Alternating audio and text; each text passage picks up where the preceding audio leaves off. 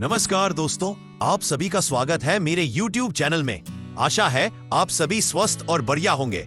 आज मैं आपको लेकर चलता हूं इंदौर के ऐतिहासिक महल लाल बाग पैलेस। तो आइए चलते हैं लाल बाग पैलेस और जानते हैं इसकी कहानी। लाल बाग पैलेस भारत के मध्य प्रदेश के इंदौर शहर में एक आवासीय शाही महल है। इसका निर्माण होलकर राजवंश के द्वारा किया गया था। इस राजवंश द्वारा इंदौर रियासत पर शासन किया था।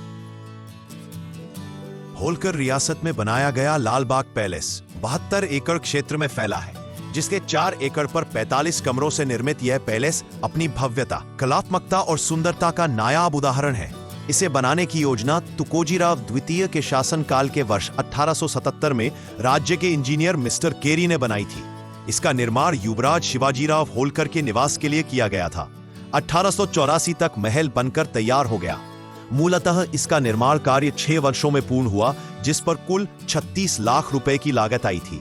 इसके निर्माण रोमन शैली में, पेरिस के राजमहलों वाली सजावट, बेल्जियम की कांच कला, संगमरमर के स्तंभ आदि से परिपूर्ण है। दरबार हॉल में छतों पर निहायत ही खूबसूरत पेंटिंग्स देखी जा सकती हैं। इसके अलावा कीमती कलात्मक फर्नीचर और से इसकी साज सज्जा की गई थी। 1883 में महाराजा तुकोजीराव द्वितीय ने लाल बाग की लैंडस्केपिंग अपने निर्देशन में करवाई थी। इसकी लैंडस्केपिंग प्रसिद्ध उद्यान शास्त्री मिस्टर हार्वे ने की थी। 1903 से 1911 तक महाराजा तुकोजीराव होलकर तृतीय कम उम्र के थे, इसलिए होलकर प्रशासन काउंसिल ऑफ रीजेंसी द्वारा संचालित किया जा रहा था। इस अवधि में ही इस महल को पश्चिमी देशों जैसे में कीमती संगमरमर से सुसज्जित किया गया।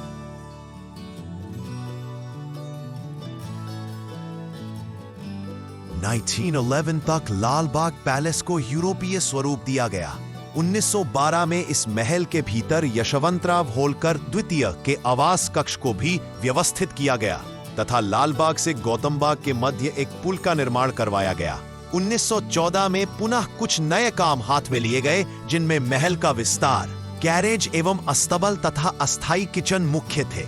1921 में महल की साज सज्जा फिर की गई और इसके परिसर में सन 1936 से लेकर 1938 के बीच 1016 प्रजातियों के गुलाब लगाए गए थे। ये गुलाब लंदन से मंगाए गए थे। इसकी एक खूबी यह है कि इसका मुख्य द्वार इंग्लैंड के बकिंघम पैलेस की तरह बनाया गया था। बीड से बनाए गए इस मुख्य द्वार को जहाज के रास्ते मुंबई लाया गया और वहां से सड़क मार्ग से इंदौर लाया गया था। गेट पर होलकर राज का चिन्ह भी बनाया गया था और इस पर अष्टधातु के 2 शेर भी बनाए गए। लाल बाग महल को भारत और इटली के कई अन्य चित्रों व मूर्तियां से सजाया गया है। इस महल की दीवारों पर व छत पर नक्काशी बनी हुई है। इस महल में होलकर शासकों की जीवन शैली की झलक स्पष्ट तौर पर देखने को मिलती है। इस महल का इस्तेमाल होलकर शाही परिवार के द्वारा मेजबानी में किया जाता था। 1938 में लाल बाग लोक निर्माण विभाग से हाउस होल्ड विभाग को दे दिया गया।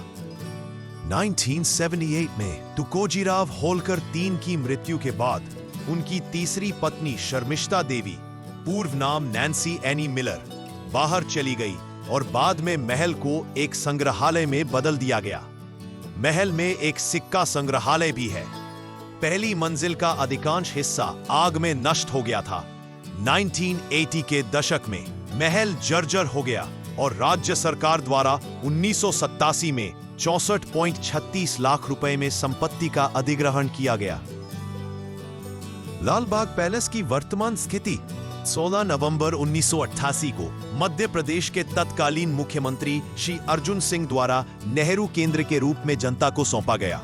इसे भारतीय पुरातत्व सर्वेक्षण द्वारा एक संरक्षित स्मारक के रूप में अंकित किया गया है। इसका नवीनीकरण मध्य प्रदेश राज्य सरकार के तत्वावधान में विश्व स्मारक कोष द्वारा किया गया जा रहा है। वर्तमान में प्रतिवर्ष यहाँ मालवा उत्सव नामक कार्यक्रम होता है एवं विभिन्न मौकों पर मेलों का एवं प्रदर्शनों का आयोजन भी होता है। लाल बाग पैलेस में प्रतिवर्ष होने वाले मालवा उत्सव की कुछ दृश्य।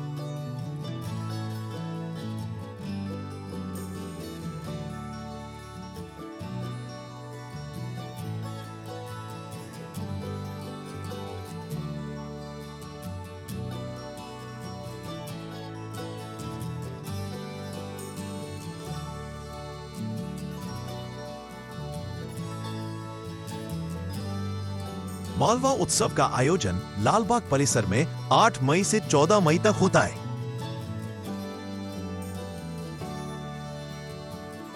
तो ये थी इंदौर के लालबाग पैलेस से जुड़ी कुछ जानकारी। आपको ये जानकारी कैसी लगी कमेंट कर बताइए। अगर आपको मेरी मेहनत अच्छी लगी तो मेरे चैनल ट्रैवल अंकित सिंह ठाकुर को लाइक, शेयर और सब्सक्राइब करें।